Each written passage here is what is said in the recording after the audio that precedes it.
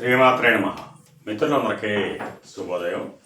ఈరోజు శ్రీ విశ్వావసనామ సంవత్సర మాఘ శుద్ధ తదియ బుధవారం. ఈరోజు జనవరి 21, 2026 తేదీ బుధవారం. ఈరోజు ధనిష్ట నక్షత్రం మధ్యాహ్నం 2:09 వరకు ఉంది. తదుపరి శతతార. ఈరోజు దుర్ముహూర్తం ఉదయం 11:49 లాగైతే 12:34 వరకు ఉంది. వజ్రం రాత్రి 9:22 లాగైతే 10:59 వరకు కూడా వజ్రం ఇవ్వడం జరిగింది. ఈరోజు పంచాంగరీత్యా ఈ రకమైనటువంటి ఫలితాలు గోచరిస్తున్నాయి. అలాగే ఈరోజు నక్షత్రం అయినటువంటి ధనిష్ట శతతార నక్షత్రాలు ఎవరికి తారాబలం గురుతుందో మనం పరిశీలించినట్టయితే పునర్వసు, విశాఖ, పూర్వభద్ర ఈ నక్షత్రంలో జన్మించిన మన మిత్రులందరికీ కూడా ఈరోజు నక్షత్రాలు అయినటువంటి ధనిష్ట శతతార నక్షత్రాలు అనుకూలంగా ఉంటాయి. అందువల్ల ఇప్పుడు చెప్పుకున్నటువంటి నక్షత్ర జాతకులందరికీ ఈరోజు సౌకర్యంగా ఉండే అవకాశం ఉంది. అలాగే ఈరోజు రాశిఫలాలను మనం పరిశీలించినట్లయితే మేషరాశిలో జన్మించిన వాళ్ళకి చేసేటువంటి వ్యాపారాలు లాభసాటిగా సాగుతాయి. వృషభ రాశిలో జన్మించిన వాళ్ళకి ఉద్యోగ అవకాశాలు పెరుగుతాయి. మిథున రాశిలో జన్మించిన వాళ్ళకి పితృరాశికి సంబంధించిన శుభవార్తలు ఉంటారు. కర్కాటక రాశిలో జన్మించిన వాళ్ళకి అనారోగ్య సూచన, ధనవ్యయం, కార్యటంకాలు ఏర్పడతాయి.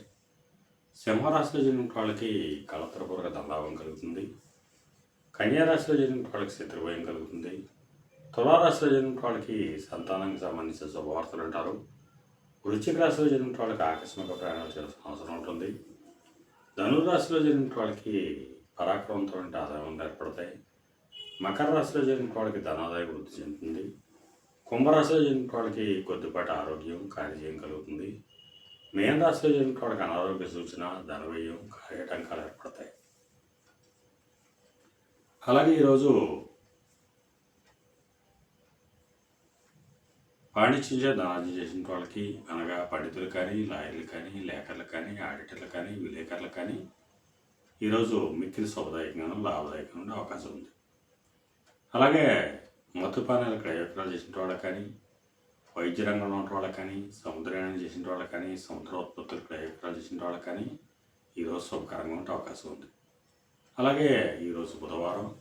అందువలన అయ్యప్ప స్వామిని, మణికంఠ స్వామిని ఆరాధించిన, స్వామిని అభిషేకించిన సర్వశుభాలు కలుగుతాయని చెప్పి శాస్త్రీత్యా తెలియడం జరుగుతుంది. అలాగే మళ్ళీ ఇప్పుడు శుభోదయం కార్యక్రమంలో మరిన్ని విషయాలు తెలుసుకుందాం. అంతవరకు మన మిత్రులందరికీ మరొకసారి శుభోదయం. ఇట్లు మీ పెద్దబాబు సిద్ధాంతి, గొల్లల మామిడి.